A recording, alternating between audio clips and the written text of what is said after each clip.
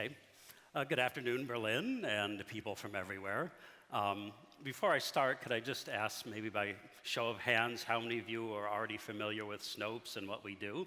Well, excellent. If you keep your hands up, my assistants are handing out some swag, so get the exciting part over first. There you go. Now no one's watching me anymore. Good job.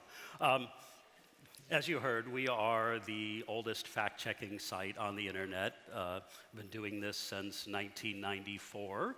And of course, we've been swept up in this new era of fake news that has sprung up since our last presidential election. Of course, one of the big questions on everyone's minds is, what do we do with this, about this abundance of fake news? How do we help people separate the real from the fake? There have been a lot of suggestions about how we should deal with this, from government to big tech companies like Facebook and Google, to news and journalism. They all have some advantages, they all have some drawbacks. The United States, we're really wary of getting the government involved because of free speech protections. What's one person's fake news is another person's cogent political commentary. Big internet players want to combat fake news, but they also don't want to limit what it is that their users can see, because that's kind of the service they provide. And so sort of the last niche is getting the news media and journalists to combat fake news. And my talk will be kind of what's problematic about that last approach. One of the issues, of course, is that a lot of the audience isn't really good at discerning real news from fake news, no matter how ridiculous the latter may seem, because we've all seen how truth is often stranger than fiction.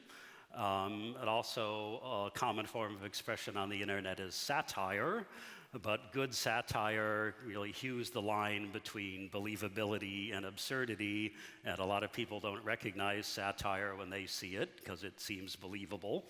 So I have a little case study here to show the difference between these things.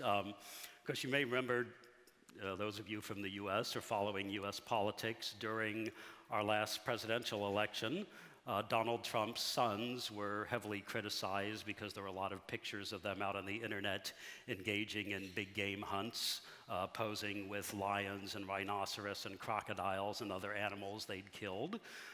Even though this was a legal activity where they were doing it, a lot of people believe that you should not be ever hunting lions or rhinoceros for sport. This was one of the more palatable pictures I could dig up, killing deer or elk or something that's a common activity in America. But in any case, they were kind of aptly satirized with the idea that Donald Trump's son took his own son hunting big game in the National Zoo in Washington, D.C. Another form of, lighthearted satire is kind of playing on the problem of dog-fighting rings, positing that someone was arrested for a giraffe fighting ring. And as you can see, it's pretty hard to hide a giraffe fighting ring. And of course, even we at Snopes are the subject of satire quite frequently. I did not know until I saw this article that we had a headquarters, or that we were holding atheist extraterrestrial torture orgies, but I learned from the internet too. But of course, one of the problems is there are a lot of sites that do what they call satire, but are really just pumping out fake news to avoid being sued for libel, or to avoid being filtered out by Facebook or other entities. And it's stuff that's not really funny, isn't making any particular political point or social point, like the Snopes CEO arrested for fraud and corruption. Pretty sure that never happened, because I think I would have been there. We have, Snopes CEO arrested for pit bull fighting ring. Pretty sure that never happened either. Nothing really funny about that. Actually, this is our dog, and the worst experience he has is when we don't share our breakfast with him. But my case study here is a few months ago, there was this article on the internet about a a young couple, a husband and wife, who were having difficulty conceiving, so they visited a fertility clinic with the idea of getting in vitro fertilization, and they were shocked to discover through DNA testing that they were actually twins, brother and sister, that their parents had been killed in a car crash when they were infants. No relatives could take them in. They were adopted out to separate families. Neither was told that they had a sibling. They ended up coincidentally meeting in college, falling in love, getting married, wanting to have a child, and discovering to their horror that they were actually twins. Now, this story, originally popped up in something called the Mississippi Herald, got quite widespread coverage. The Daily Mail is one of the biggest, most heavily trafficked news sites on the internet. They ran this story. The UK tabloid, The Sun, ran this story. There was the Inquisitor in the US picked up this story. Another UK paper, the Metro, picked up this story. The Evening Standard, again in the UK, picked up this story. And the Mirror in the UK picked up this story. So this got a lot of coverage on news sites and the internet. It prompted a lot of discussion from people who were really invested in this issue about how terrible it was that this happened. Mississippi dropped the ball, terrible state, that if it weren't for human stupidity, this could all have been avoided. Imagine finding out that the love of your life is your twin sibling. See, it's the fault of the South. They're banana republics, and are these people now going to be forced by the government to get a divorce? Said, well, government can't force them to divorce, or it can't stop them from having sex, and we wish them luck. Maybe somebody will make a movie out of it. They'll make lots of money. But in the next few days, something interesting happened. The Daily Mail's article on this story disappeared. It's just gone. Ooh, the Metro's article on this story is just gone. Evening Standard, their page disappeared. The Inquisitor at least noted that they were updating their story. A few others went way out on a limb and said, ooh, this story appears to be fake. Here again, we're not really committing, but it appears to be fake. So what happened? Well, largely we happened. We were telling everyone, no, this is not a true story. This is indeed an example of fake news. Well, how do we know that? Well, the first thing is you consider the source. The story came from the Mississippi Herald. Who are they? Well, you look for a list of newspapers in Mississippi, like on, say, Wikipedia. There's no Mississippi Herald there, and nobody in Mississippi ever seems to have heard of them. If you go to the Mississippi Herald website's contact page, where you would expect to see things like, a listing of the editorial staff, a physical address, phone numbers, email addresses, it's just a generic email form, nothing else, no other information about this publication. Even worse, oh look, something called the Denver Enquirer ran this exact same story 4 months earlier. I mean, what are the odds that two different couples in two different parts of the United States almost simultaneously discovered through DNA testing that they were twins? That should raise some eyebrows. And who is the Denver Enquirer? Well, look at their contact form. That looks kind of familiar. Again, no useful information whatsoever about what this is. In fact, it's even got the same ad smack in the middle of the page as the Mississippi Herald. So this was a failure of all the basics of reporting. I mean, if you know that none of these publications did the least bit of checking to verify this story. They all just picked it up off of that one website, because the first thing you would want to do as a reporter is contact the clinic where this happened to gather information. But how would you know whom to call? The clinic wasn't identified in the story. A reporter would have to have called every fertility clinic in a given city and hope that he hit on the right one and got someone talking.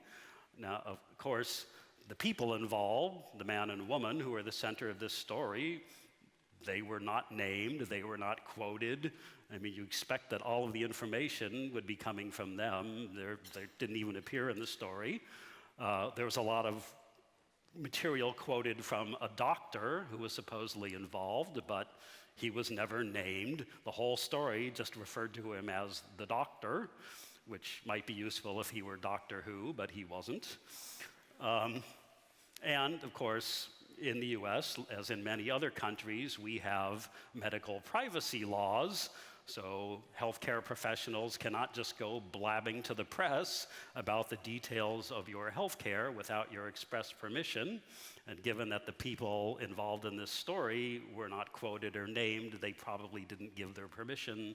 So why would this unnamed doctor even be talking about them?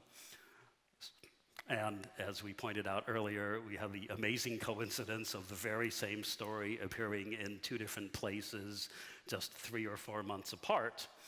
So the point we're leading up to is that a lot of people expect news and journalism to be cracking down on fake news and helping out the audience. And we see in many cases they're complicit in it. I mean, now exactly, the Metro and the Sun may not be the bastions of journalism that, say, New York Times or Le Monde or something are, but these are what people on the internet view as news sources and expect to be giving them news, and it's not news, it's fake news. So that leaves us, the sites like Snopes, the fact checkers, to be the ones who are helping the audience sort of with this new, being part of this new ecosystem of information, trying to separate fact from fiction. It's sort of my message for all of you that ties into this is that we're sort of now on the forefront of this effort of helping the world combat fake news. I would never have imagined I would be doing this 20-something years ago. Like many other people, I was an IT grunt, managing mail systems who started something as a hobby that has now grown into a business and something very prominent, perhaps not financially, but certainly reputation-wise. Also, this was not what I imagined doing when I started the website. This has sort of all been guided by you, the audience. We changed our initial approach, our initial conception to follow what it was you, the audience, wanted or expected or needed from us, and sort of evolved into the entity that we are today. So I'd like to thank all of you who have been following us and contributing to us, and reading our site, giving us ideas about what we should write about, how we should help you discern fact from fiction. And I'm happy to take any questions that we want to throw out from our... Wonderful. Thank you so much. Yes. Thank you so much.